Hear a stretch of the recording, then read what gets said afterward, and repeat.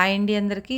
ఏంటి ఉట్టి కళాయి పెట్టి ఏం చూపిస్తుందా అనుకుంటున్నారా? ఇప్పుడైతే మా స్టైల్‌లో నాన్ వెజ్‌లో వేసే మసాలా పౌడర్ ఎలా చేసుకోవాలో ఇప్పుడు మీకైతే చూపిస్తున్నానండి. ముందుగా ఆ కళాయిని పెట్టుకొని కళాయి హీట్ అవ్వంగానే, ఇది ఇనుప కళాయి అండి. కళాయి హీట్ అవ్వంగానే యాలుకలు, దాల్చిన చెక్క, లవంగ ఇవన్నీ ఇప్పుడు వేసిన 3 రకాలు యాలుకలు, లవంగ, దాల్చిన చెక్క మన ఇక్కడ కొన్న సూపర్ మార్కెట్‌లోవి కాదండి. డైరెక్ట్‌గా ఇవి ఎక్కడైతే పండిస్తారో అక్కడ తీసుకొచ్చినవండి. ఇవైతే మునార్‌లో మా వారు తీసుకొచ్చారు. దాల్చిన చెక్క, లవంగ, యాలుకలు. దాల్చిన చెక్క గట్టిగా లేదండి. ఇదైతే మెత్తగా అదొక రకంగా ఉంది. కానీ చాలా ఫ్రెష్‌గా ఉంది. బావుంది. తర్వాత ధనియాలైతే వేపేసుకుంటున్నామండి దాంట్లో యేసుకొని. ఇవన్నీ కలిపి బాగా సన్నని మంట మీద వేపుకోవాలి. ఈ ఒక్క మసాలా చాలండి కూరకి రుచి తేవటానికి. ఎంత టేస్ట్ ఉంటుందంటే కర్రీ, ఇంకా ఏ మసాలాలు వేయము. నేను మటన్ కర్రీ కూడా చేశాను. అయితే ఆ మటన్ కర్రీ వీడియో రేపు అప్లోడ్ చేస్తాను. రేపు కానీ ఎల్లుండి కానీ.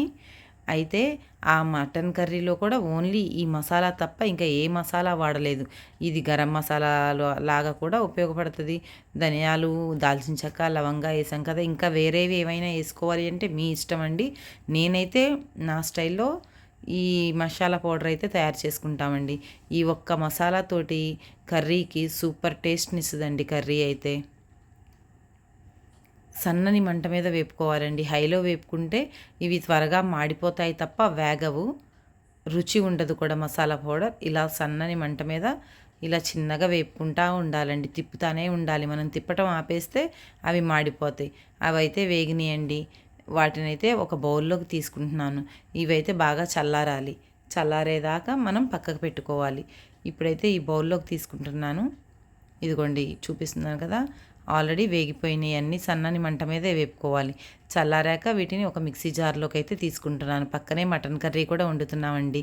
అందుకనే రేపు కానీ ఎల్లుండి కానీ నేను వీడియో పోస్ట్ చేస్తానని చెప్పాను. ఆ మటన్ కర్రీలోకి పక్కన పెట్టుకున్న పుదీనా, కొత్తిమీర అండి అవి. ఇదిగోండి ఇలా మిక్సీ జార్లోకి అయితే తీసుకొని మిక్సీ పట్టేసుకోవాలి. మీకు చూపిస్తున్న విధంగా మిక్సీ అయితే పట్టేశానండి. ఇది మెత్తటి పౌడర్ లాగా పట్టుకోకూడదండి. ఇలా కొంచెం బరక బరకగానే పట్టుకోవాలి.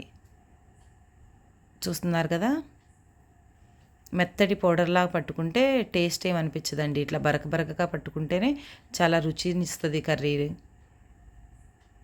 అదిగోండి మీకు స్పూన్తో కూడా చూపిస్తున్నాను పైకి లేపి. ఈ విధంగా అయితే మీరు మసాలా పౌడర్ని ప్రిపేర్ చేసుకోవాలి. చాలా టేస్ట్ ఇస్తుందండి కర్రీలకి ఈ ఒక్క మసాలా చాలు. ఈ వీడియో నచ్చితే లైక్ చేయండి, షేర్ చేయండి.